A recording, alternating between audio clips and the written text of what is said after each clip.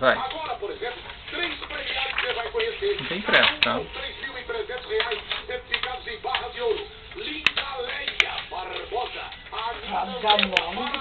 Rafael Pessoa, Guarulhos, São Paulo. E mais, Bianca Lucas, Niterói, Rio de Janeiro. Você vê que é gente do Brasil inteiro ganhando. Então o que acontece? É um festival de prêmios. Você ganha um pacote, você recebe um pacote com 30 torpedos ao pagar R$4 e vale a pena. Daqui a pouco tem mais a novela. Copa do Mundo FIFA 2010 na Globo. Oferecimento Brahma, o sabor de ser brasileiro. Hoje vamos pra falar com